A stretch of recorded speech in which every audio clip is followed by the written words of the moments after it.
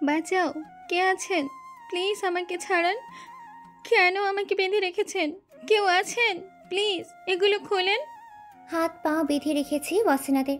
ঝাপসা চোখে সে চারদিকে তাকায়। জ্ঞান ফিরেছে মাত্র, তখন থেকেই চেঁচাচ্ছে সে। ওয়াসিনাথ চারপাশে মাথা ঘুরিয়ে তাকিয়ে পরিবেশ দেখিয়ে বোঝার চেষ্টা করে। তার জানা মতে কিডন্যাপ করলে তো অন্ধকার রুমে রাখার কথা, কিন্তু এখানে তো অনেক লাইট, আর ফেরি লাইটের আলো আর আলো। এমনকি তার গায়েও জড়িয়ে আছে ফেরি লাইটের তার। বিশাল রুম দেখেই ওয়াসিনাথের ভয়ে গা শিউরে ওঠে, হাত পা কাঁপছে। ওয়াসিনাথ আবার একবার চিৎকার করে বলে ওঠে, আমাকে বেঁধে রেখেছেন কেন? কে আপনারা? সামনে আসেন। আমি এখানে কেন? বাসায় যাব, প্লিজ ছাড়েন আমাকে। ওয়াসিনাথ চিৎকার করতে করতেই ক্লান্ত, এবার হাঁপিয়ে ওঠে সে। তাই চোখ বুঝে শ্বাস নেয়, গলা শুকিয়ে গেছে। তাই আবার চিৎকার করে বলে, পানি, পানি, পানি দেন না প্লিজ।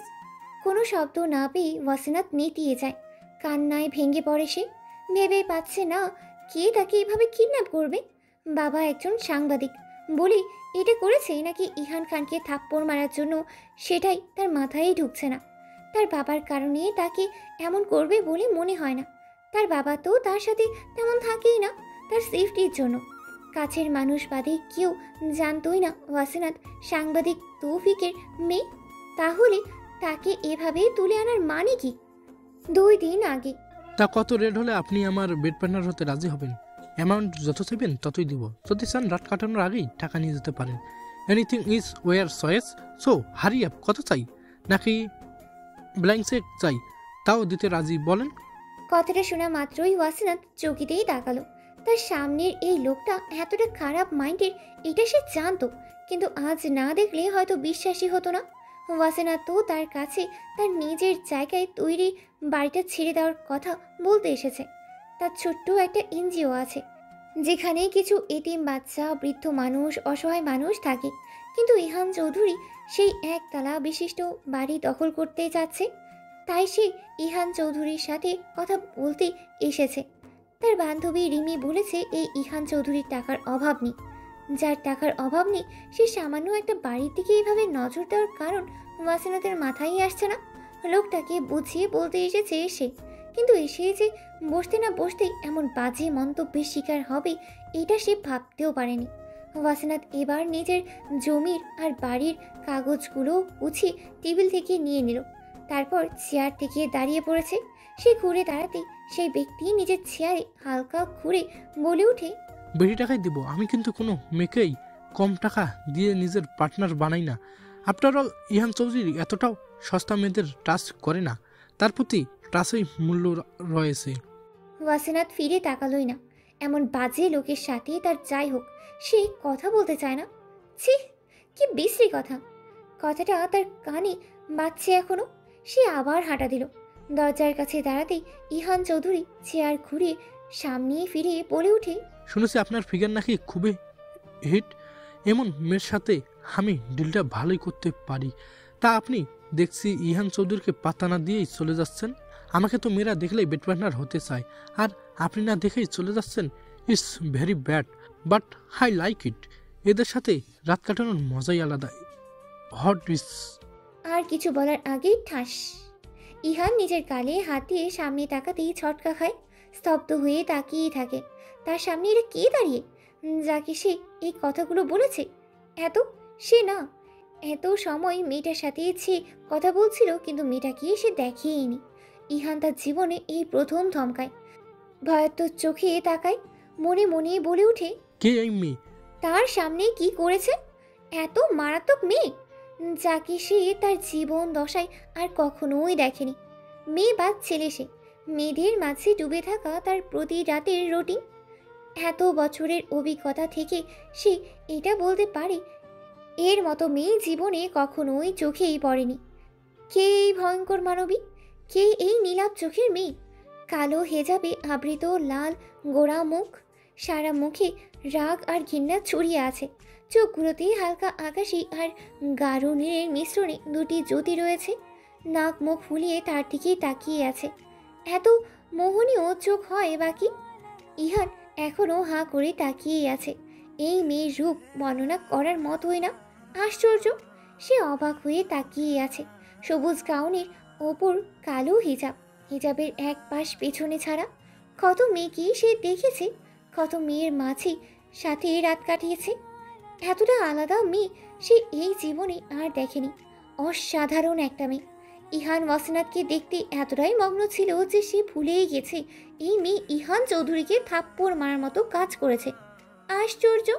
ওয়াসিনাথ এবার নিজের আঙ্গুল নাচিয়ে ইহানের চোখের সামনে ধরে বলে ওঠে, মেয়েরা মায়ের জাত, এদের আলাদা সম্মান দিয়ে তৈরি করা হয়েছে। এদের সাথে সম্মানের সহিত কথা বলতেও বলা হয়েছে, তাই সাবধান। নিজের এই বাজে কথার মুখ আমি আমার এই জীবনে আর দেখতে চাইছি না। ছি, কি বাজে কথার বলে এই মুখ। তবে ভুলেও আমার সামনে দ্বিতীয়বার যাতে না দেখি, মনে থাকে যেন। কিছু দূর গিয়ে আবার ফিরে এসে বলে ওঠে, আর একটা কথা, আগে মেয়েদের সাথে কথা বলার ধরন শিখবেন, তারপর তাদের সামনে দাঁড়াবেন। তা না হলে এই পা অক্ষম আমাদের সামনে দাঁড়াতে। মাথায় থাকে যেন, মিস্টার হোয়াট এভার। দরজাটা টেনেই ওয়াসিনাথ হনহনিয়ে বেরিয়ে পড়েছে। তার মাথা এখন খুব গরম। সে ভেবে পাচ্ছে না এই লোকের এত সাহস কোথা থেকে এসেছে, তাকে এত বাজে কথা শোনাতে কিভাবে পারলো। হাও! ইহান গালে হাত দেওয়া অবস্থায় এখনো দাঁড়িয়েই আছে। সে ভাবতে পারছে না তাকে, ইহান চৌধুরীকে কেউ এভাবে থাপ্পড় মেরে চলে যেতে পারে। এক অবিশ্বাস্যকর ব্যাপার। এত দিমাগ বাচ্চা একটা মেয়ের ভাবা যায়, কিন্তু একটা মিস্টেক করেছে, আর সেটা সে মানছে। এই মেয়ে সেই মেয়ে না যাকে সে এই কথাগুলো বলতে চেয়েছে। ইহাম দাঁড়িয়ে দাঁড়িয়ে এইসব ভাবছে, আর ঠিক তখনই সৈকত দরজায় নক করে ভিতরে এসে তাকে এভাবে দাঁড়িয়ে থাকতে দেখি বলে ওঠে, স্যার, এভাবে দাঁড়িয়ে আছেন কেন? মনে হচ্ছে কেউ থাপ্পড় মেরেছে। যদিও কথাটা অসম্ভব, আর যেটা বলতে এসেছি, আপনি যে মেয়েকে রুম পার্টনার বানাতে চেয়েছিস, মিসেস দোলা এসে পড়েছে। আসার টাইম গোলমাল হয়ে গিয়েছিল স্যার। 1 ঘন্টা আগে আসার কথা ছিল, কিন্তু তার নাকি কি একটা কাজ ছিল। যাই হোক, এখন চলে এসেছে। তাহলে আগের যে মেয়েটা এসেছিল সে কে ছিল? ও, এই মেয়ে তো তার কিসের জমি বাড়ি নিয়ে কথা বলতে এসেছে। খুবই প্রয়োজন ছিল আপনার সাথে কথা বলা, তাই ঢুকতে দিয়েছি। Sorry sir. মিস্টেক হয়ে গেছে। আমি ওই মেয়েকে দোলা ভেবে উল্টাপাল্টা কথা শুনে দিয়েছি। তবে আফসোস নেই, মেয়েটা খুব ভালো করে গেল। এটা ওর উপরেই ভারী পড়বে। ইহান চোখ বুঝে নেয়। রাগে শরীর কাঁপছে তার। ডান হাত দিয়ে প্রচণ্ড জোরে সামনে থাকা জিনিসগুলো ছুঁড়ে ফেলে দেয় সে। গায়ের ব্লেজার খুলে ফ্লোরে ছুঁড়ে দেয়। চোখ বন্ধ করতেই তার চোখে ওয়াসিনাথের রাগী মুখ ভেসে ওঠে। পরক্ষণে ইহানের রাগ মাথা চাড়া দিয়ে ওঠে। ইহান চৌধুরীকে থাপ্পড় দেওয়ার সাহস হয় কি করে এই মেয়ের? ইহানের কানে থাপ্পড়ের শব্দ বাজতে শুরু করে। ইহান হঠাৎ করেই হাসছে। সৈকত হতভম্ব এবং ভয় দুটোই একসাথেই পাচ্ছে। ইহান খান না জানি বেচারা মেয়েটার কী করে। রাস্তার পাশ ঘেঁষে ওয়াসিনাথ হাঁটছে। মনে তার ভীষণ বিষণ্ণতা ঘেরা। এতগুলো বাচ্চার মাথার ছাদ চলে যাক, এটা আর যাই হোক সে কিছুতেই হতে দিবে না। ইহান নামের এই ঘূর্ণিঝড় কেউ সে উপড়ে ফেলতে পারবে বলে তার নিজের আল্লাহর উপর ভরসা আছে, কিন্তু কিভাবে তাই বুঝতেই পারছে না। তার উপর কি বাজে কথা ছিরি? ছি! ঘৃণায় তার গা রিড়ি করে করছে। কিছু ভালোই লাগছে না। রিমি স্কুটি নিয়ে দাঁড়িয়ে আছে মাঝ রাস্তায়। রাতটাও বেড়েছে, অন্ধকার চারপাশে, তবু আলোকিত সব। কালো আকাশের নিচে অসংখ্য লাইট জ্বলছে। রাস্তার ধারে স্কুটের উপর বসে আছে রিমি। এক পা ভাঁজ করা তার। ফোন হাতে নিয়ে সে বিরক্তির সাথে তাকিয়ে আছে মোবাইলের দিকে। ওয়াসিনাথকে এই নিয়ে 27টা কল করেছে সে, কিন্তু মেয়েটা না কল ধরলো আর না কল ব্যাক করলো। রিমির চারপাশের পরিবেশ এখন তিক্ত বিরক্ত লাগছে। আকাশে মেঘ করেছে রাশি রাশি। রিমির ডান পাশে ফুটপাতে একটা ফুচকার দোকান আছে। ভেবেছিল ওয়াসিনাথ আসলে তার সাথে মিলে ফুচকা খাবে, কিন্তু তা আর হলো কই। মেয়েটা এলোই না এখনো। রিমি মনে মনে ক্ষুব্ধ হয়। তার উচিত ছিল ওয়াসিনাথের সাথেই যাওয়া, কিন্তু কেন যে গেল না তা ভেবে মেজাজ বুকে আছে তার বেশি। রিমি আকাশের দিকে তাকায়। কালো আকাশ দেখতে খারাপ লাগছে না। সুন্দর ঠান্ডা ঠান্ডা পরিবেশ। চারপাশে ঝিঝি পোকার ডাক আসছে। পাশের ড্রেন থেকে বিশ্রী গন্ধ আসছে। রিমি নিজের মুখে রুমাল বেঁধে রেখেছে যাতে গন্ধ কম আসে। হঠাৎ করে একটা কালো গ্লাসে মোড়ানো গাড়ি সাই করে এসে পাশে জমা বৃষ্টির কাদাযুক্ত পানি রিমির শরীরে ছিটিয়ে দেয়। রিমি চট করে লাফিয়ে ওঠে। পিছনের অংশ কাদায় কাদাময় হয়ে গেছে। মুহূর্তে রিমির রাগ বেড়ে যায়। পাশে মাথা কাত করে কিছু বলতে যাওয়ার আগে গাড়ি অনেক দূর চলে যায়। রিমি দমে না, পাশে থাকা ইট নিয়ে নিজের হাতে সর্বশক্তি দিয়ে তা ছুঁড়ে মারে, আর সাথে সাথে ঠাস করে কালো গ্লাস নামে মানে গাড়ির পিছনের অংশ ভেঙে যায়। রিমি বাঁকা হেসে লাফিয়ে ওঠে। ঠিক হয়েছে, সে ভাবেনি এতটা দূর যাবে। রিমি এবার নিজের জামা ঝাড়তে শুরু করে। গাড়িটা পিছনে আসে, রিমির সামনে এসে ব্রেক করে। রিমি লাফিয়ে একটু দূরে যায়। গাড়ি থেকে বেরিয়ে এসে একটা লোক রিমির সামনে দাঁড়িয়ে রাগী স্বরে বলল, হ্যালো মিস, গাড়ির কাজ ভেঙেছেন কেন? রিমি মাথা তুলে তাকায়। সুদর্শন এক পুরুষ দেখেই রিমি সোজা হয়ে দাঁড়ায়। ঠান্ডা গলায় বলে, আপনার গাড়ি ভিজিয়ে দিয়েছে আমাকে, তাই তাকে ভেঙে দিয়েছি। সামনে থাকা ব্যক্তি অবাক হয়, তারপর বলে, গাড়ি কিভাবে কোনো ব্যক্তিকে ভিজিয়ে দিতে পারে? রিমি চোখ বাঁকিয়ে তাকায়। নিজের জামা ঝাড়তে ঝাড়তেই বলে, অ্যাক্সিডেন্ট করলে কে করে, গাড়ি না গাড়ির চালক? সামনের ব্যক্তি শর্টকাটেই জবাব দেয়, গাড়ির চালক।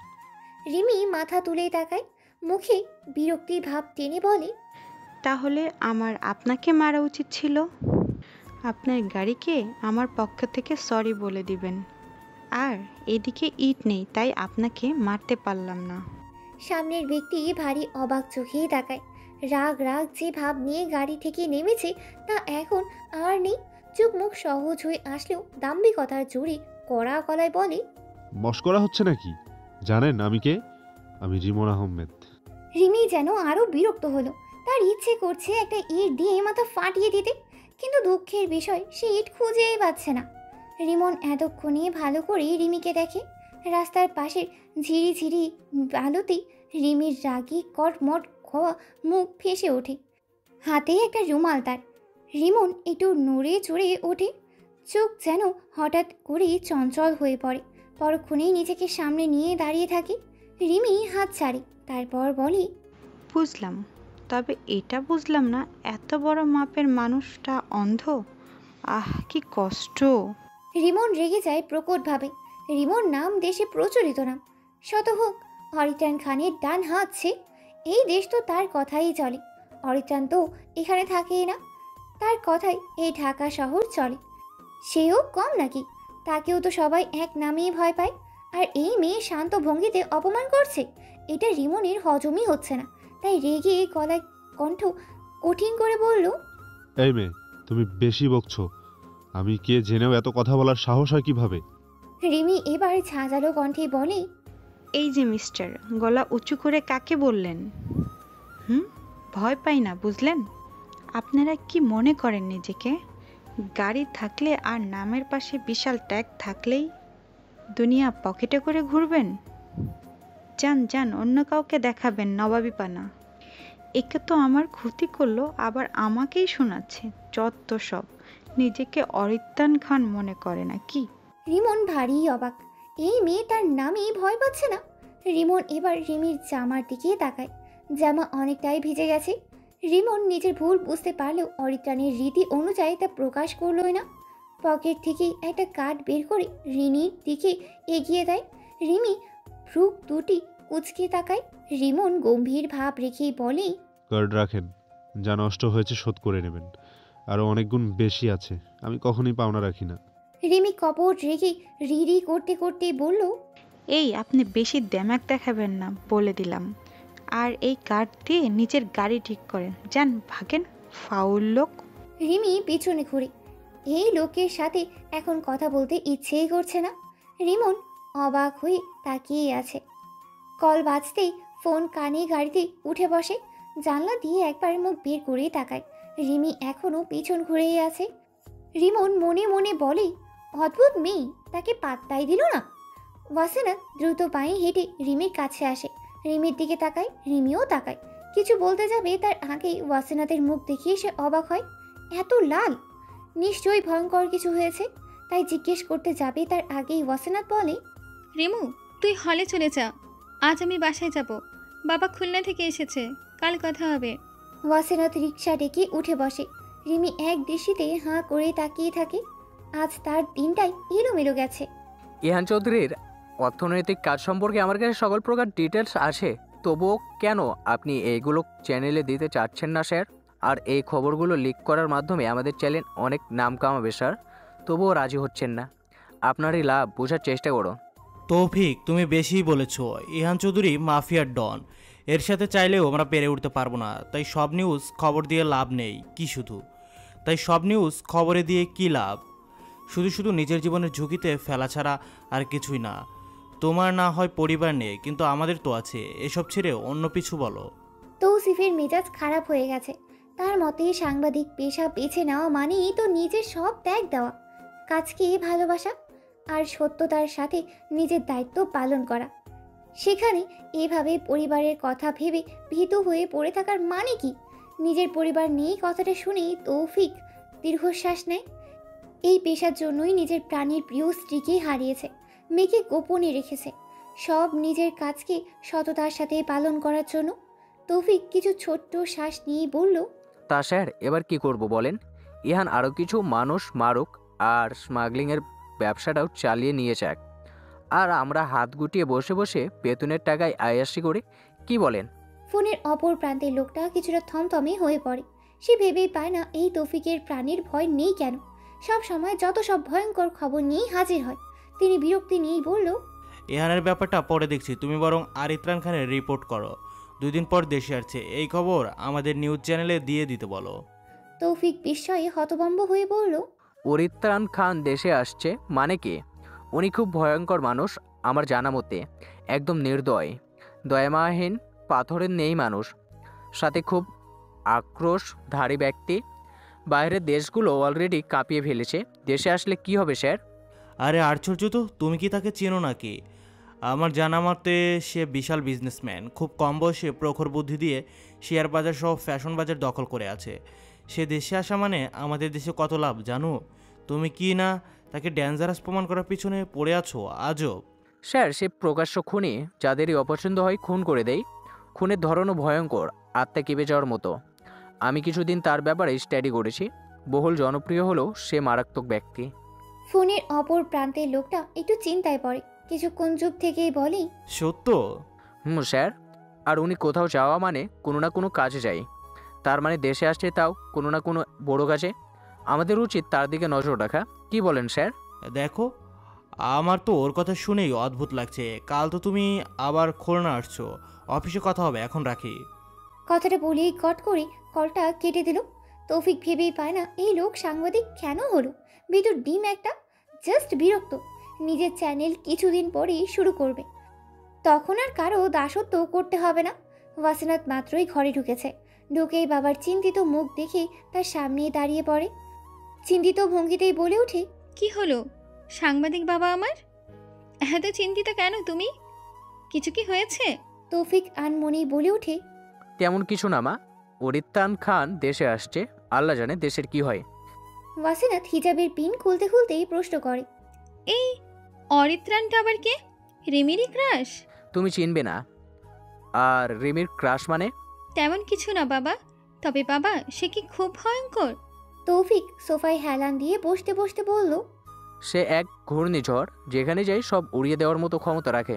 যে একবার তার নজরে পড়ে সে তার জীবন অধিপত্য বিরাজ করে। খুব ঠান্ডা আর তীক্ষ্ণতার চলন বলন, ভয়ঙ্কর আর মারাত্মক সে। পাথরের কলিজা তার, দয়ামায়া অনুভূতিহীন মানুষ সে। ওয়াসিনাত চমকে বলল, কি বলো বাবা, এমন মানুষও হয় নাকি? গ্যাংস্টার নাকি? তৌফিক মেয়ের দিকে তাকিয়ে হাসলো, তারপর বলল, গ্যাংস্টার দল নিয়ে নিজের শিকার করে, কিন্তু সে সিংহর মতো একাই থাবা দিয়ে নিজের শিকার ধরে। এক কথায় ও গ্যাংস্টার না, মনস্টার। ওয়াসিনাত ভয়ে ভয়ে বাবার পাশে বসে বলল, তুমি তার সাথে একদম দেখা করবে না। আল্লাহ আমাদের যাতে তার সাথে দেখা না হয় কখনো, আমিন। তুমিও বলো বাবা। তৌফিক হেসে বলল, আমি তো তার সাথে দেখা করতে চাই। এই ভয়ঙ্কর প্রাণীকে না দেখলে হয় না কে? তাই আমিন বলতে পারবো না। তোমার বাবার কাজই এটা মা, জীবনে সত্যকে ধারণ করাই আমাদের কাজ। অন্যায়কারীকে কখনো মাপ দিবে না যতক্ষণ না সে আল্লাহর পথে না আসে। দোষীকে তার শাস্তি পেতেই হবে। তবে তুমি সাবধানে থাকবে। বাবা আমার কাল চলে যাব হল থেকে, আর কনে বের হবে না। ওয়াসিনাত মাথা নাড়ায়, তার মন খারাপ হয়ে গেছে। তৌফিক আবার বলল, চলো, আজ আমি রান্না করছি, খেতে চলো। আর এত দেরি কেন হলো? বাবার কথা শুনেই ওয়াসিনাতের ইহানের কথা মনে পড়ে। কপট রাগ নিয়ে বলল, আর বলিও না বাবা, এক অসভ্য লোকের সাথে দেখা হয়েছে, পুরাই অসভ্য, মুখে যা আসে তাই বলে। ছি, চলো তো, এখন এসব নিয়ে কথা বলতে ইচ্ছে করছে না। কে লোকটা? বাবাকে বল, খুঁজে বের করে কঠিন শাস্তির ব্যবস্থা করব। আরে বাবা বাদ দাও না, আমার খুব খিদে পেয়েছে, দুপুরেও কিছু খাইনি। এখনো কি না খাইয়ে রাখতে চাও? তৌফিক হেসে বলল। না না, চলো মা। ইহান নিজেকে আয়নায় দেখছে। ফর্সা গাল, খোঁজা খোঁজা চাপ দাড়ি, মাথার দুই পাশে হালকা চুল, আর মাঝে ঝাঁকড়া চুল, কালো কালো ডাগো রাখি, কম কোনো অংশে না। তাকে দেখে মেয়েরা ফিদা হয়। রাগ করে বলে তো তার মনেই হয় না। তবে এই মেয়ে কেন কপট রাগ নিয়ে কটমট করে তাকিয়েছিল? ইহান ভাবে, আরও ভাবে, যে তার মতো ব্যক্তিত্বকে উপেক্ষা করতে পারে না আসলে সাধারণ কেউই নয়। তবে কি? ইহানের আগ্রহের মাত্রা বাড়ে, সাথে রাগ। ইহান নিজের গালে হাত দিয়ে ঘষে। এই গালে চর মেরেছে মেয়েটা।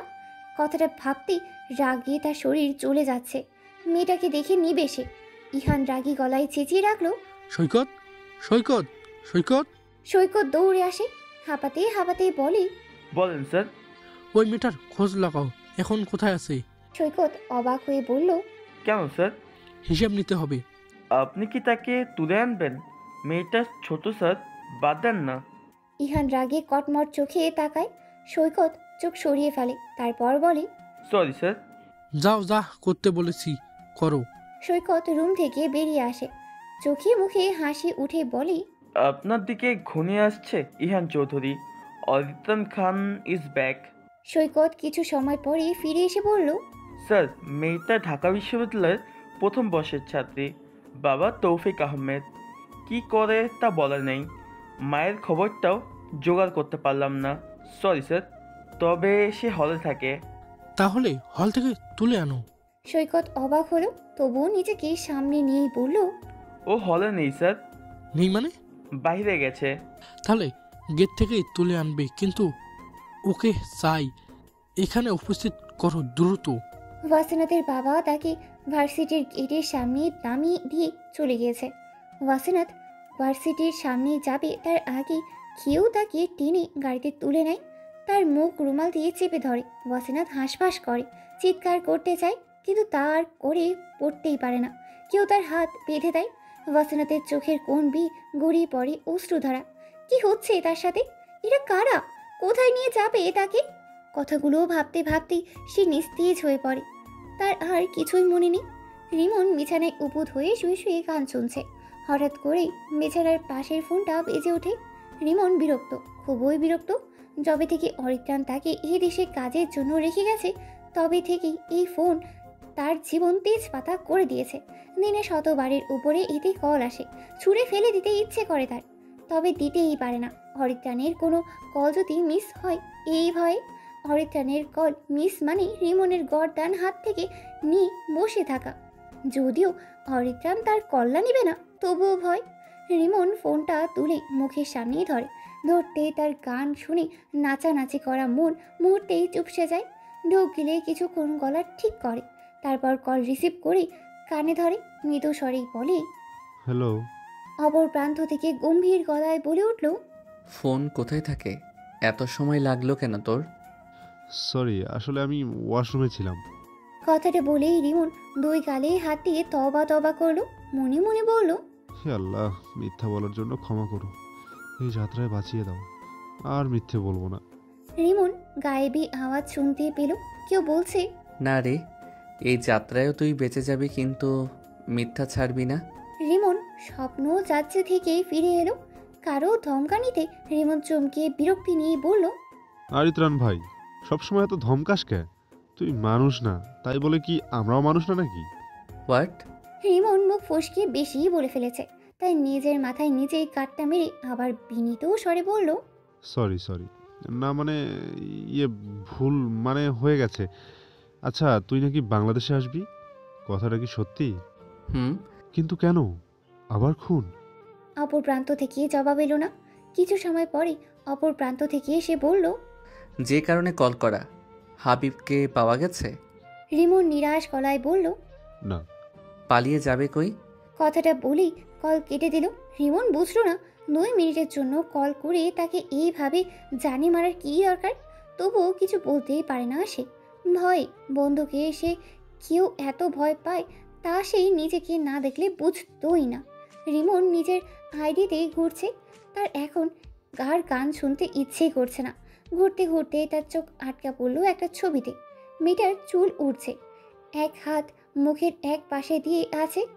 পর মুহূর্তে রিমনের মাথায় এলো, আরে এ তো মিস ঝগড়ুটে, যার সাথে তার কালই বেশ ঝগড়া হয়েছে। প্রথম দেখায় ঝগড়াটা করেছে এই মেয়ে। রিমন আগ্রহ নিয়ে আইডিতে ঢোকে। তার কিছু মেয়ে ফ্রেন্ডের সাথে রিমির অ্যাড আছে, সেখান থেকে এই ছবি আসা। রিমন ঘুরে ঘুরে রিমির সব ছবিই দেখল। কিছু সময়ের জন্য সে অন্য দুনিয়ায় বিচরণ করছে। ভালোভাবে খুঁটিয়ে খুঁটিয়ে সে রিমির সব ছবিই দেখেছে। হঠাৎ করেই তার এই ঝগড়াটে মেয়ের সাথে একটু পরিচিত হতে ইচ্ছে করছে। যদিও এই মেয়ে তাকে পাত্তা দেবে বলে মনে হয় না, তবুও একবার চেষ্টা করতেই পারে। রিমন নিজের আইডি লক করলো। তারপর রিমিকে একটা ছোট্ট মেসেজ করলো, রিমি যাতে তাকে না চিনতে পারে তাই। তাতে লেখা, মিস ঝগড়ুটে। রিমন আনমনেই হাসে।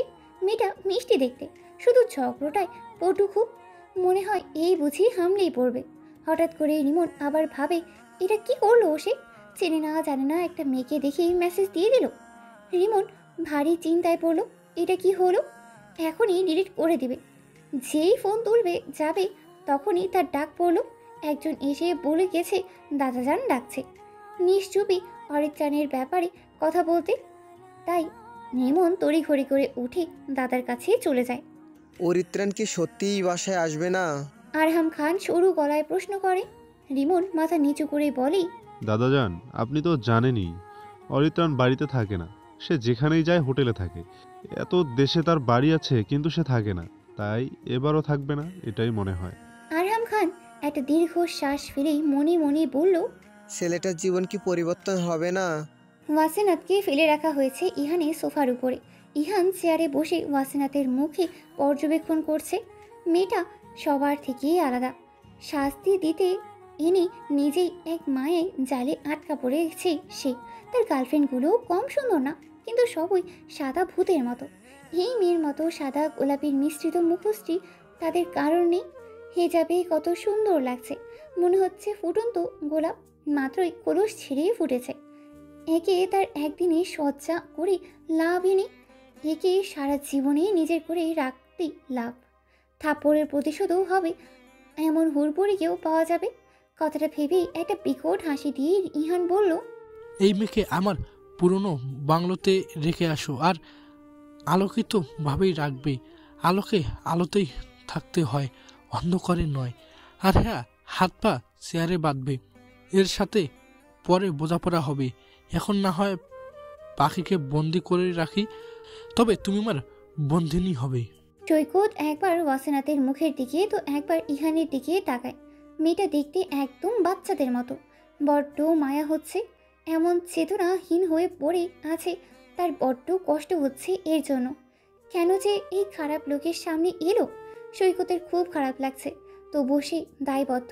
তাকে যা বলবে তাই করতে হবে, এটাই তার দুর্ভাগ্য। কয়েকটা দীর্ঘশ্বাস লুকিয়ে পাশে থাকা মেয়েগুলোকে বলল, তুলে নাও ওকে, আর আমার সাথে এসো। মনে মনে সৈকতের খুবই ভয় করছে। মেয়ে কেকেও এই ইহান না জানে কি করে মেয়েটার সাথে। বিকট চিৎকারে সারা ঘরময় কেঁপে উঠেছে। হাতের দিকে তাকিয়ে একের পর এক চিৎকার করেই চলেছে হাবিব।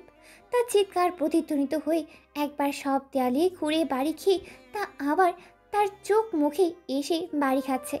তার হাতের প্রতিটি আঙ্গুল নিখুঁতভাবে কেটে ফেলা হচ্ছে। দুটি হাত খোলা থাকার পরেও সে কিছুই করতে পারছে না, শুধু চিৎকার করছে। আর তার সামনে খুবই সাবলীল ভঙ্গিতে বসে বসে তার একটা একটা আঙ্গুল হাত থেকে আলাদা করা হচ্ছে। লোকটা এবার আর সহ্য করতে না পেরেই বলল, স্যার ছেড়ে দেন, আর জীবনেও বিশ্বাসঘাতকতা করব না। বিশ্বাস করেন, আর জীবনেও এই ভুল করব না। সামনের ব্যক্তিটি শুনলই না। 8 নম্বর আঙ্গুলটা কেটে দিল অনায়াসে।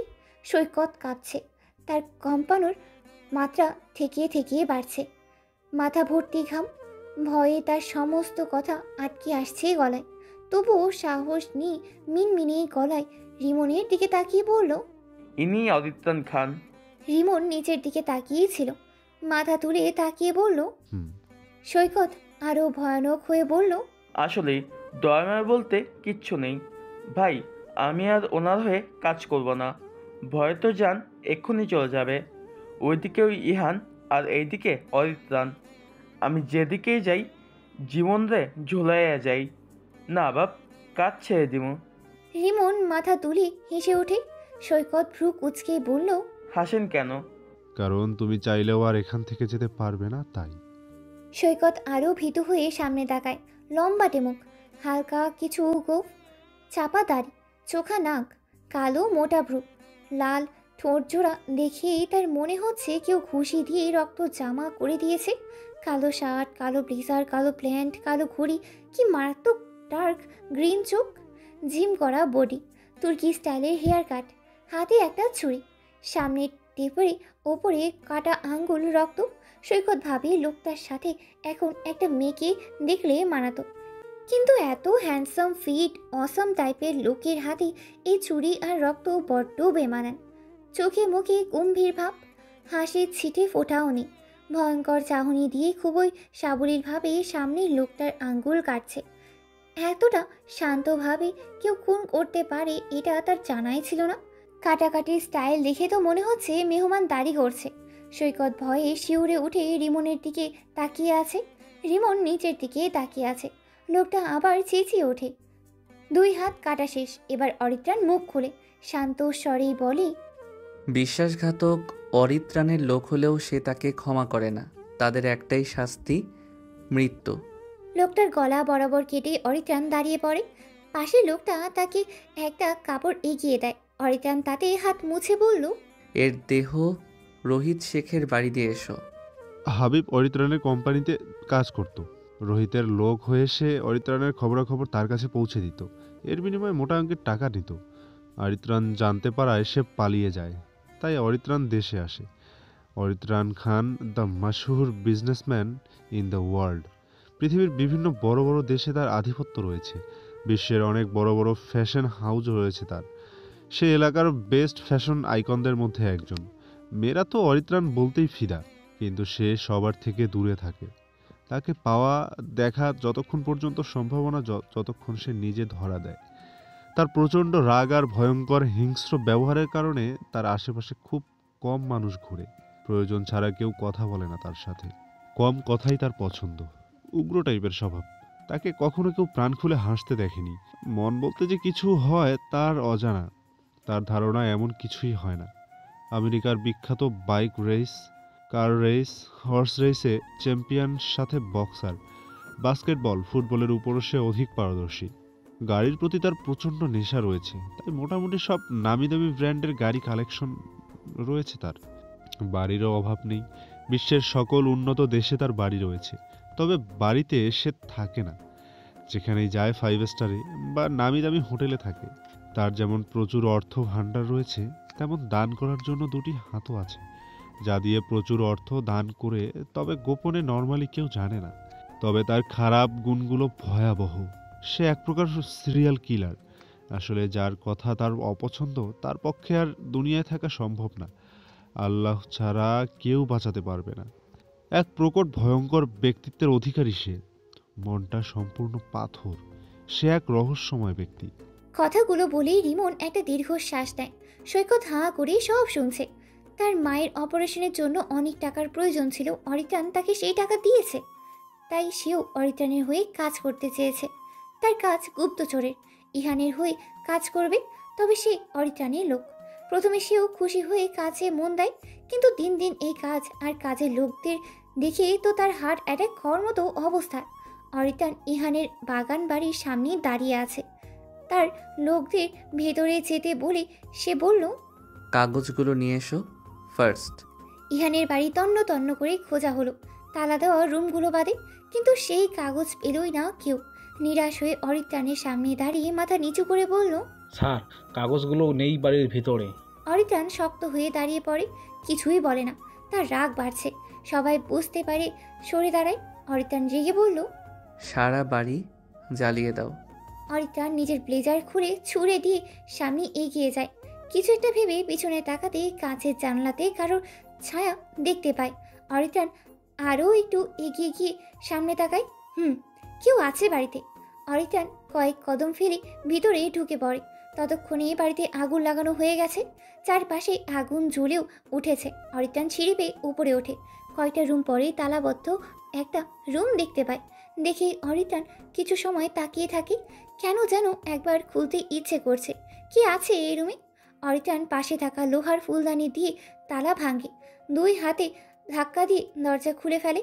সামনে তাকিয়ে অরিত্রাণের নিজের চোখে দুই হাত দিয়ে ঢাকে। এত আলো এই রুমে কেন? অরিত্রাণ ধীরে ধীরে চোখ থেকে হাত সরিয়ে সামনে তাকায়, বিরক্তি নিয়ে প্রশ্ন করে, কে এখানে? জবাব পায় না। অরিত্রাণ আরও দুই কদম এগিয়ে গিয়ে স্তব্ধ হয়ে দাঁড়িয়ে পড়ে। একটা মেয়ে সেন্সলেস হয়ে পড়ে আছে, হাত পা বাঁধা, ঘামে ভেজা, চিপচিপে, মুখ লাল হয়ে আছে। চোখ বুঝে একপাশে কাত করে মাথা ফেলে রেখেছে সে। হলুদ রঙের জামা, হলুদ হেজাব এলোমেলো হয়ে আছে, শরীর জড়িয়ে ছোট ছোট ফেরি লাইট। অরিত্রাণ এইটুকু দেখে চোখ ফিরিয়ে বাইরে চলে আসে। কে না কে, মরলে মরুক, তার কি? কিছু দূর যেতে চাপা আর্তনাদ করে মেয়েটা বলে ওঠে, পানি। অরিত্রাণের কানে ঝংকার লাগার মতো সে শব্দ বাজে। সামান্য একটা শব্দে কেমন যেন ঝুনঝুন করে বাজার মতো শব্দ হচ্ছে তার কানে। অরিত্রাণ পিছনে ফিরিয়ে তাকায়। এই প্রথম তার মনে হচ্ছে মেয়েটাকে মরার আগে একটু পানি দিয়ে দেওয়া উচিত। মরে তো যাবে, যদিও সে মৃত্যুপথ যাত্রীদের শেষ ইচ্ছে কখনোই পূরণ করে না। তবুও হঠাৎ মনে করলো। অরিত্রাণ আরও একটু এগিয়ে গেল, খুব করে গিয়ে মেয়েটার দিকে তাকালো। ঘামিয়ে ভেজা চোখে মিট মিট করে একবার তাকাচ্ছে, আবার চোখ বুজে ফেলছে। অদ্ভুতভাবে নিঃশ্বাস নিচ্ছে, মনে হচ্ছে খুব কষ্ট হচ্ছে। অরিত্রাণ চোখ ঘুরিয়ে মেয়েটার হাতের বাঁধন খুলে দেয়। পায়েরটা খুলতে গিয়েও মনে পড়ে সে তো নিচু হয়ে কখনোই কিছু করেই না, তবে এই মেয়ের পা কেন খুলবে? অরিত্রাণ আবার একবার সোজা হয়ে দাঁড়ায়। পিছনে জানলার আয়নায় আগুনের ফুলকে দেখা যাচ্ছে। অরিত্রাণ চমকে তাকায়, সে নিজেই আগুন দিতে বলেছিল। অরিত্রাণ দ্রুত পায়ে বেরিয়ে যেতে নাই। হঠাৎ মেয়েটার দিকে একবার তাকিয়ে তার শরীর থেকে সব তার খুলে দেয়। মেয়েটা মনে হচ্ছে জল করছে। অরিত্রাণ আর তাকালোই না। মেয়েটার হাত ধরতে গিয়েও ধরতে ইচ্ছে করছে না। মেয়েদের তার একদম পছন্দ না, এক কথায় ঘৃণা লাগে। এমন একটা ভাব নিয়ে অরিত্রাণ নিজের দুই আঙ্গুল দিয়ে মেয়েটার হাত টাচ করে। মুহূর্তেই মেয়েটা কেঁপে ওঠে। অরিত্রাণের হৃৎপিণ্ডও ধক করে ওঠে। অরিত্রাণ আবার তাকায় মেয়েটার দিকে। আগুনের পোড়া গন্ধ যখন প্রকট হয়, অরিত্রাণ চারিদিকে তাকিয়ে উপায় না পেয়ে দুই হাতে জামা জড়িয়ে মেয়েটাকে কোলে তুলে নেয়। অরিত্রাণ আর তাকালোই না মেয়েটার মুখের দিকে। দ্রুত হেঁটে বেরিয়ে আসে বাড়ি থেকে। অরিত্রাণের মনে হচ্ছে তার শ্বাস আটকে আছে। রিমন মাত্র এসেছে, সাথে সৈকত। অরিত্রাণের কোলে মেয়েটাকে দেখে সে উত্তেজিত হয়ে বলল, ওয়াসেনাথ। রিমন চমকে তাকালো, সে হতভম্ব। এটা কি দেখছে? অরিত্রাণের কোলে মেয়ে, তাও এই আগুন থেকে বাঁচানো অবস্থায়। অরিত্রাণ আর বাঁচানো? রিমনের মাথা ঘুরছে। মনে হচ্ছে জীবনে প্রথম সে ভয়ঙ্কর রকমের চমকালো। চোখ বড় বড় করে সে তাকিয়ে থেকেই বলল, ভাই সৈকত না টৈকত, একটা চিমটি না পারলে 10-12টা দে, তবুও প্রমাণ কর আমি যাহা দেখিতেছি সবই মিথ্যা। সৈকত সত্যি সত্যি দুই হাতে চিমটি দেওয়া শুরু করে। রিমন লাফিয়ে দূরে সরে গিয়ে বলল, বলেছি দেখে কি এতগুলো দিবি নাকি গর্ধপ? উফ, আমার হাত। আমি কি করব? আপনিই তো বলছেন। রিমন বিরক্তি নিয়ে একবার তাকিয়ে আবার সামনে তাকালো। অরিত্রাণ দ্রুত পায়ে বেরিয়ে এসে নিচে শুইয়ে দিল। তার শরীর ভয়ঙ্কর রকমের কাঁপছে। এতগুলো খুন করতেও তার এত ভয়ঙ্কর অবস্থা হয়নি, কিন্তু আজ বাঁচাতে গিয়ে কেন হলো? জীবন বাঁচানো ভয়ঙ্কর কাজ, এটা অরিত্রাণের বোঝা হয়ে গেছে।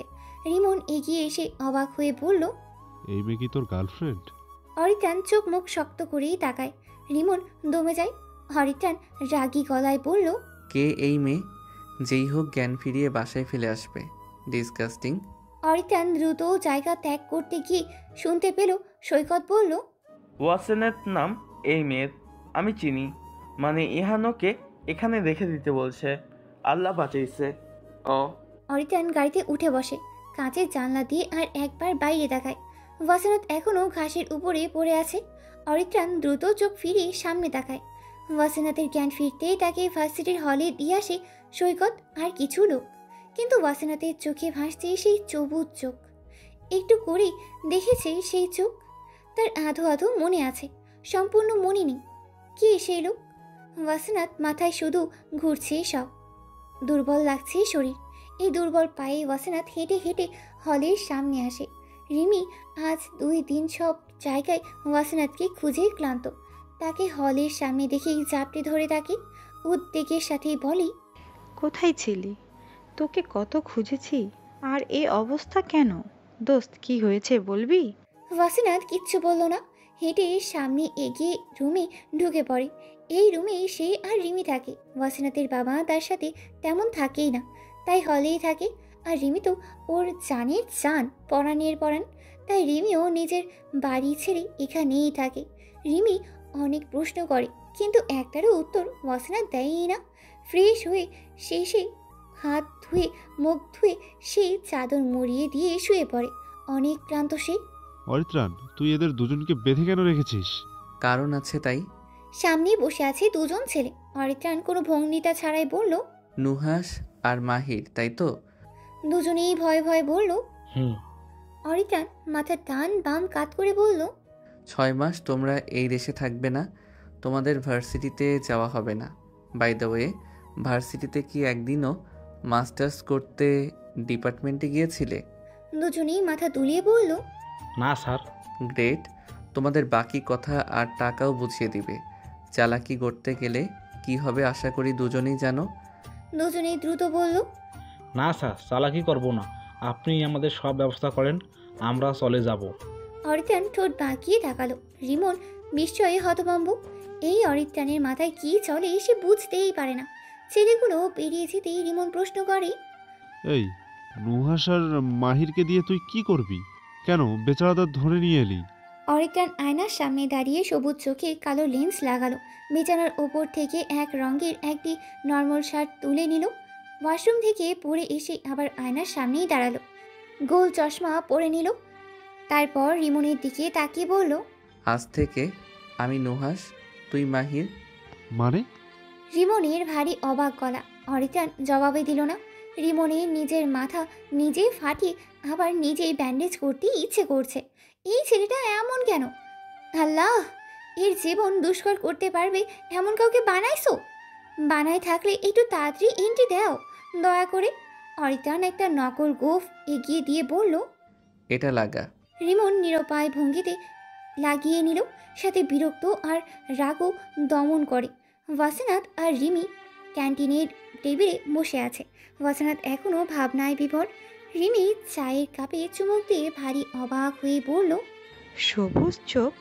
ওয়াসিনাত আগের মতো থেকেই বলল, রে, ওই লোকটার চোখ সবুজ ছিল। রিমি ওয়াসিনাতের এক হাত চেপে ধরে বলল, দোস্ত, এ তো পুরো ফিল্মি কাহিনী, না জানি কেমন দেখতে হবে। তুই একবার চিন্তা কর, ছেলেটা তোকে কোলে তুলে নিয়ে এসেছে, পিছনে আগুন জ্বলছে। ইস ভাই, তোরে একলা কিডন্যাপ করতে গেল কে? শালা আমারেও নিত, আমিও একটু দেখতাম। ওয়াসিনাত বিরক্ত হয়ে বলল, ফাজলামি করবি না রিমি, মাথা এমনিই খারাপ। রিমি তার কথা পাত্তাই দিল না।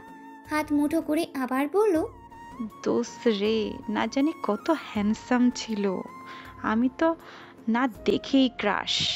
ওয়াসিনাত রেগে বলল, দিনে কয়জনের ওপর ক্রাশ খাস বলবি? পাগল তুই? সারাদিন এর উপরে ওর উপরে ক্রাশ। আর তোর ওই অরিত্রাণ না পরিত্রাণ আছে, তাকে ফেলে এখন আবার আর একজনের দিকে নজর দিস কেন? আরে অরিত্রাণ তো আমার জান। দাঁড়া দাঁড়া, সবুজ চোখ তো অরিত্রাণেরও আছে, তাহলে কি অরিত্রাণ? মাথা খারাপ তোর? ফালতু বকা বন্ধ কর। ওই পরিত্রাণ ক্যারেক্টারলেস, জল্লাদ। ও তো মানুষকে মারে, বাঁচতে যাবে কেন? রিমি কিছুক্ষণ ভাবলো, তারপর বলল, হরে, কথাটা সত্য, কিন্তু একদম ক্যারেক্টারলেস বলবি না। ও মেয়েদের সাথে একদম লাগালাগি করে না, পিওর ক্যারেক্টার। তোরে কইছে, যে ছেলের জন্যই মাইয়ারা হুমড়ি খাইয়া আছে সে বুঝি একদম সাধু হইব? মোটেও না, এসব সুন্দর পোলাদের মাঝে দুনিয়ার গাফলা। কিছুক্ষণ অনমনে হয়ে আবার বলল, আর যে আমাকে বাঁচিয়েছে সে তো সবার থেকে আলাদা। তার চোখ পরেই বুঝতে পেরেছি সে হয়তো খুব দয়াবান হবে, বুঝলি? মানুষকে খুবই ভালোবাসে সে, একদম হৃদয়বান মানুষ। তা না হলে আগুনে ঝাঁপ দিয়ে আমাকে বাঁচাতো না। রিমি হাঁ হয়ে শোনে। এই প্রথম ওয়াসনাত কোনো ছেলের ক্যারেক্টারে দয়া মায়া ভালো হৃদয়বান লাগিয়েছে। ব্যাপারটা ভাবনার বিষয়। ভার্সিটির মাঠে হুল্লোড় হচ্ছে, কাউকে র্যাগ দেওয়া হচ্ছে। ওয়াসনাত আর রিমি একটু উকি ঝুঁকি দিয়েই দেখলো, অনেক কষ্টে ঠেলে ঠুলে ভিতরে ঢুকে দেখলো দুইটা ছেলেকে র্যাগ দেওয়া হচ্ছে। ওয়াসনাত ভালো করে পর্যবেক্ষণ করে। একটা নীল শার্ট পরা ছেলে, চোখে চশমা, মুখে গম্ভীর ভাব, গায়ের রং শ্যামলা, গায়ে চাপা দাড়ি। শার্টটা এত ঢিলা হলেও ফিট হয়ে লেগে আছে বডিতে, দেখে বোঝা যাচ্ছে বলিষ্ঠ দেহ। হাতের শেষ ভাগ পর্যন্ত শার্টের হাতা, গলার আইডি কার্ড মাথা নিচের দিকে দিয়ে আছে। তার পাশেই চঞ্চল চোখের এক ছেলে এদিক ওদিক তাকিয়ে এসে পরিবেশ দেখছে। তার র্যাগ ফ্যাগে তেমন ইন্টারেস্টে নেই। গায়ে একটা বাদামি টি শার্ট, মুখে ঘন একটা গোঁফ, দেখে মনে হচ্ছে আলাদা লাগানো হয়েছে। একবার টেনে দেখলে ভালো হতো বলেই ওয়াসিনাতের মনে হচ্ছে। কাঁধে ব্যাগ, দুজনকেই দেখেই ভারী ইনোসেন্ট লাগছে। ওয়াসিনাতের মায়াই হলো, এগিয়ে গিয়ে বলল, ভাইয়া ছেড়ে দেন, নতুন মনে হয়। ছেলেটা বলল, আরে নাম জিজ্ঞেস করছে সেটাও বলে না, এই ছেলে ঘাড়তেরা, তুমি বুঝবি না এই ডাবল ব্যাটারির চালেগুলো, যাও তুমি। ওয়াসিনাত এবার ছেলেটার দিকে ফিরে বলল, নাম কি আপনার? ছেলেটা মাথা তুলে তাকালো না, আর জবাবও দিল না। ওয়াসিনাত আবার বলল, নাম কি আপনার ভাইয়া, বলেন। জবাব নেই।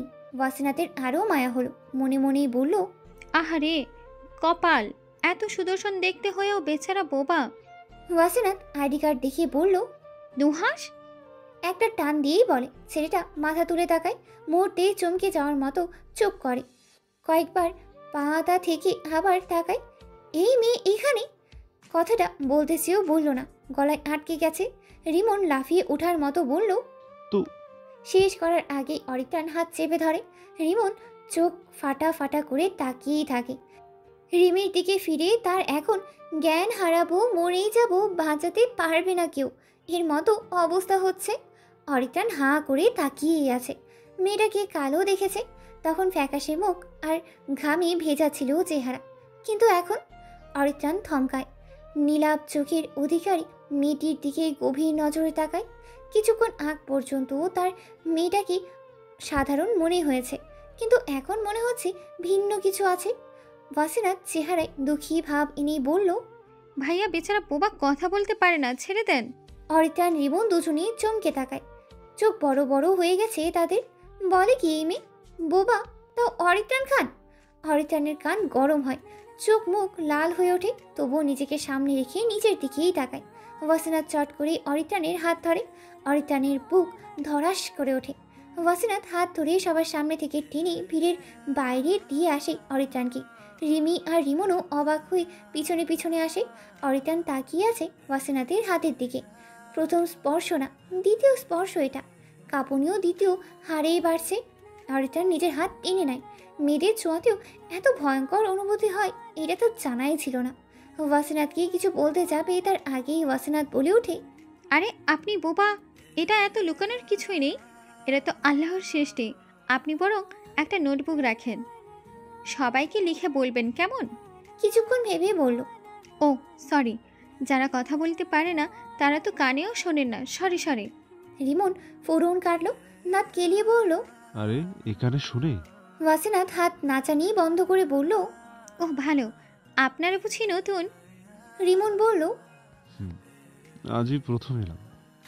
ওয়াসিনাত চোখ গোল করে তাকিয়ে বলল, এত বড় ছেলে হয়ে আপনারা ফার্স্ট ইয়ারে আমার সাথে পড়বেন? আরে না, আমরা মাস্টার্স করব, তাই তোমাদের বড় আমরা। ও। রিমি শুধু দেখছে, দুজনকেই তার চেনা চেনায় লাগছে, তবু অচেনা কেন এরা? রিমন এদিক ওদিক তাকাচ্ছে আর মনে মনে বলছে, আল্লাহ, মিস ঝগড়ুটের যাতে আমাকে না চিনতে পারে, প্লিজ আল্লাহ। ওয়াসিনাত মিষ্টি করেই হাসে। অরিত্রাণ চোখ বড় করে তাকিয়ে আছে। ওয়াসিনাত হেসে হেসে বলল, আমার নাম ওয়াসেনাত তৌফিক বিনতে ওয়াসেনাত। আপনার নাম কি? ও নুহাস, তাই না? অরিত্রাণ মুহূর্তেই চোখ ঘোরায়, মনে মনে বলে, মেয়েটা এমন টেনে নামটা উচ্চারণ করে কেন? কানে ঝনঝন করে বাজে ওর উচ্চারণ। রিমি এক হাত এগিয়ে বলল, আমি রিমি। অরিত্রাণ হাত মেলালো, কিন্তু কই আগের মতো তো কাঁপছে না সে। মুখটাও ধরাস করলো না কেন? অরিত্রাণ হাত সরিয়ে ফেললো। রিমন হাত বাড়িয়ে বলল, আমি মাহির। রিমি মিলালো না, সন্দেহ নিয়ে তাকিয়ে থাকলো। ওয়াসিনাত বলল, এই যে মিস্টার গোফা মাহির, আপনার এই গোপ আসল?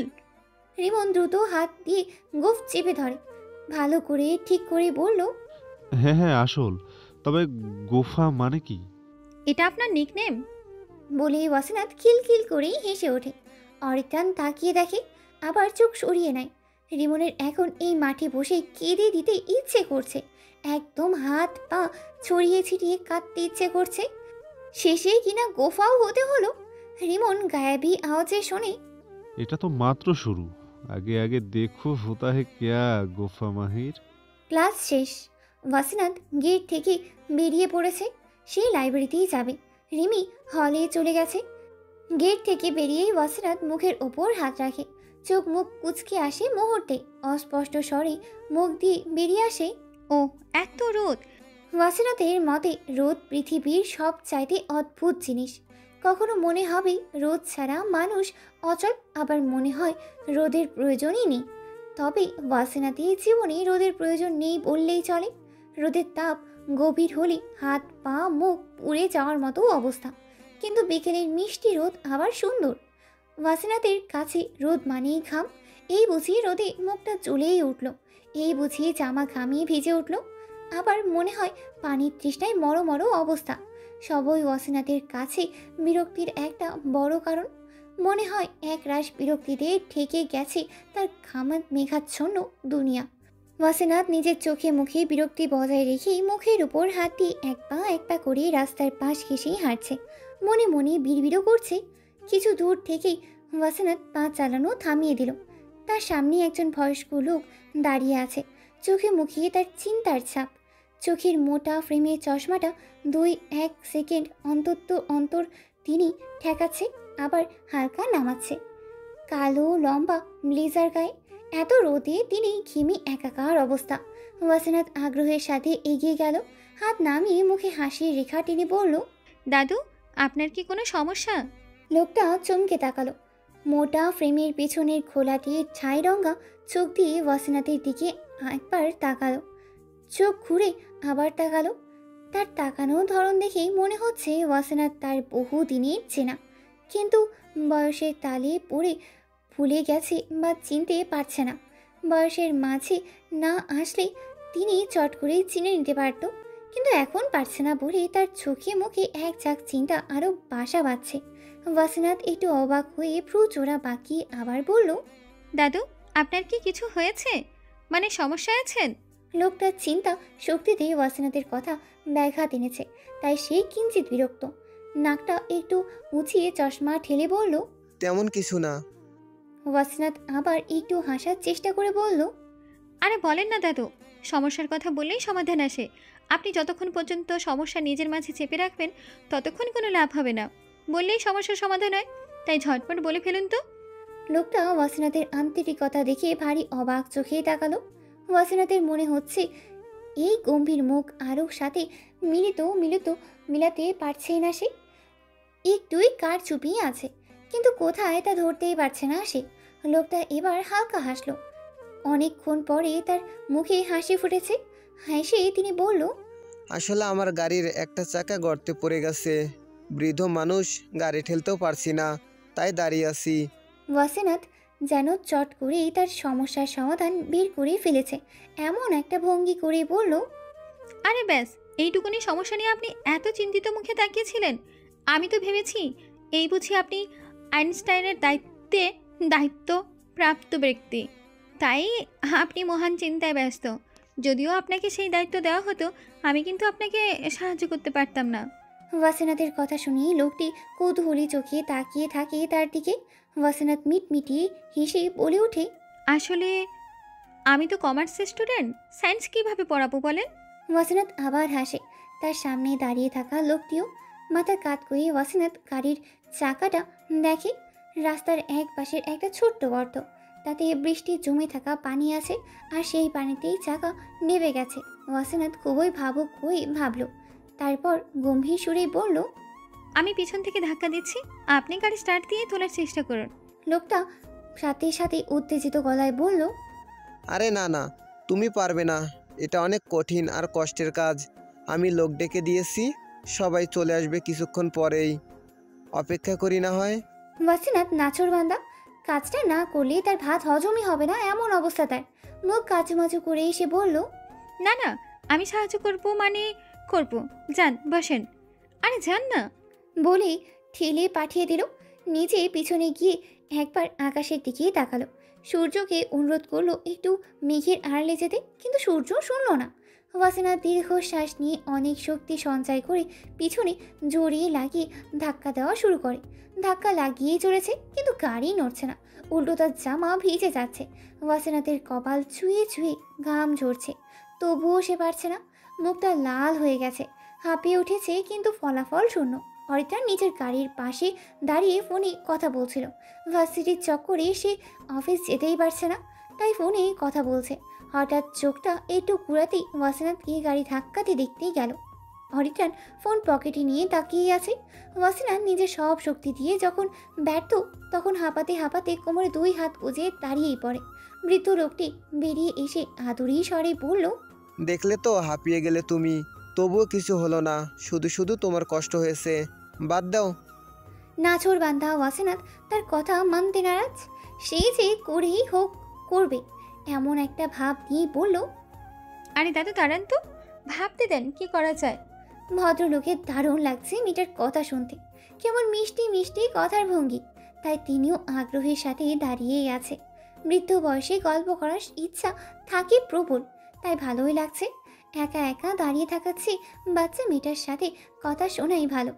লোকটা গাড়ির পাশে ঠেস দিয়ে দাঁড়িয়ে হাতের লাঠিটা পাশে চেপে রাখে। অসিনাত গভীর মনোযোগের মতো ভাবতে ভাবতেই তার চোখ পড়ে দূরে দাঁড়িয়ে থাকা মানবীর ওপরে। চট করেই তার চিন্তিত মুখে এক চিলতে হাসি ফুটিয়ে এগিয়ে গেল তার দিকে। অরিত্রান ঠাঁই দাঁড়িয়ে আছে।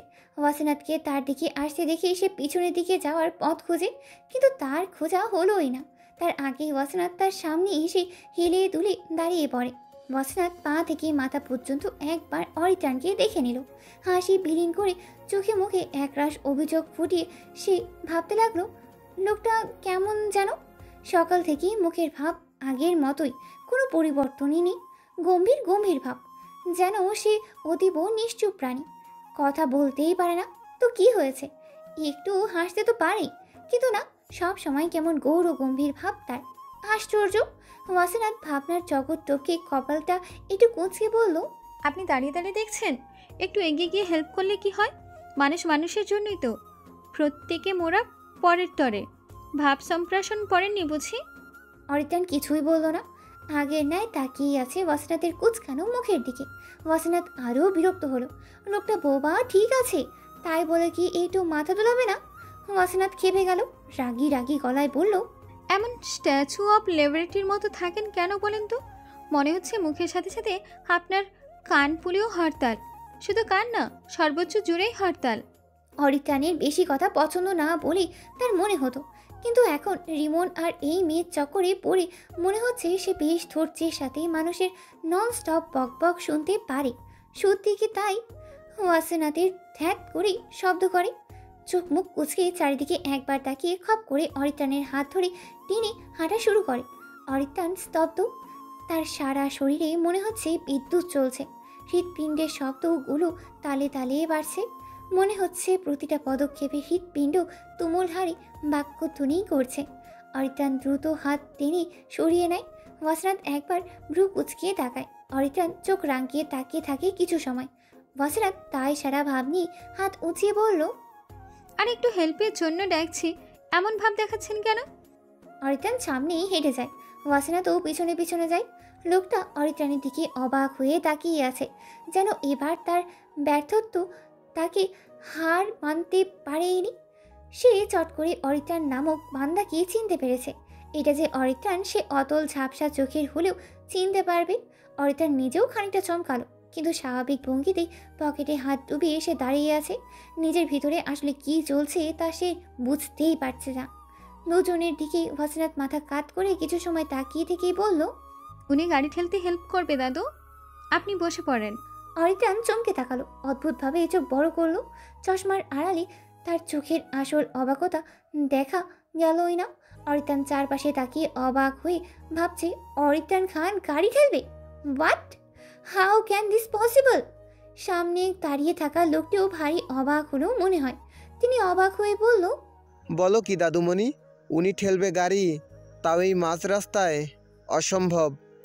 ওয়াসিনাত এক চিলতেই হাসি হেসে বলল, আরে দাদু, উনি আমার নতুন বন্ধু হয়েছে, ভালো ছেলে, হেল্প করবে, আপনি চিন্তা করবেন না। তবে এভাবে চমকাচ্ছেন কেন? মনে হচ্ছে ওনার দ্বারা এটি ইম্পসিবল। লোকটি নিজের চশমা ঠিক করে বলল। অনেকটাই তেমনই দাদুমণি। ওয়াসিনাত ভাব নিয়ে বলল, আরে না দাদু, দেখেন কত ফিট বডি,